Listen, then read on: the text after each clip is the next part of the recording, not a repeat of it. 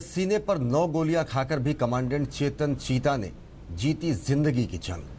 14 फरवरी को कश्मीर घाटी में आतंकवादियों के साथ मुठभेड़ में गंभीर रूप से घायल हुए सीआरपीएफ के 45वीं बटालियन के कमांडेंट चेतन चीता को अस्पताल से छुट्टी मिल गई है। करीब 2 महीने तक एम्स के ट्रॉमा सेंटर में चेतन चीता भर्ती रहे।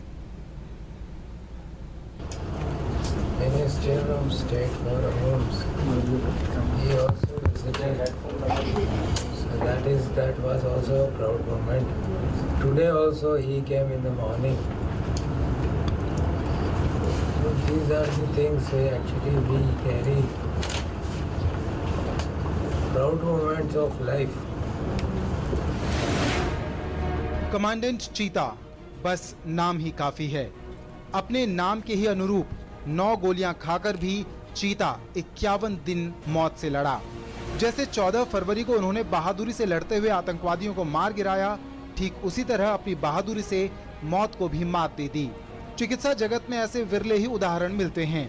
डॉक्टरों के मुताबिक कमांडेंट चीता अब स्वस्थ हैं और बुधवार को एम्स ट्रॉमा सेंटर से उन्हें छुट्टी मिल गई। एक बड़ा ज्वाइंट एफर्ट करा, एक जैसे वॉर फुटिंग बेसिस पे किसी का कार्य किया जाता है, वैसे ही उनकी चीता जी की सेवा की गई और उसका फल आप आज देख रहे हैं कि वो इस स्थिति में हैं कि वो स्वस्थ हैं और वो घर जाने की स्थिति में हैं। अभी उनको रिहेबिलिटेशन होगा, फिजियोथेरेपी वगैरह होगी, वो कई महीने चलेगी, जिससे कि वो पूर्णतया अपने स्वास्थ्य को फिर से प्राप्त कर सकेंगे और अपनी सेवा में जाएंगे। एम्स ट्रॉमा सेंटर के डॉक्टरों के मुताबिक चेतन चीता को जब अस्पताल लाया गया, उस वक्त उनके सिर में बहुत ही गंभीर चोट थी। दोनों हाथों में फ्रैक्चर था, शरीर का ऊपरी हिस्सा बुरी तरह से फ्रैक्चर था और दाईं आंख पूरी तरह से नष्ट हो गई थी। डॉक्टरों की कोशिश के बावजूद उनकी दाईं आंख को नहीं बचाया जा सका।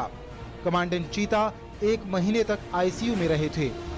एम्स ट्रॉमा सेंटर के विशेषज्ञ डॉक्टरों की टीम उनके स्वास्थ्य पर नजर रख रही थी। कमांडेंट चेतन चीता की पत्नी उमा सिंह बेहद खुश हैं और उन्होंने कहा कि उनके पति देश के लिए लड़े।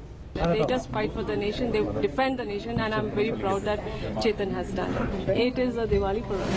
इस बीच बुधवार सुबह केंद्रीय गृह राज्य मंत्री किरण रिजिजू ने एम्स ट्रॉमा सेंटर जाकर कमांडेंट चेतन चीता से मुलाकात की।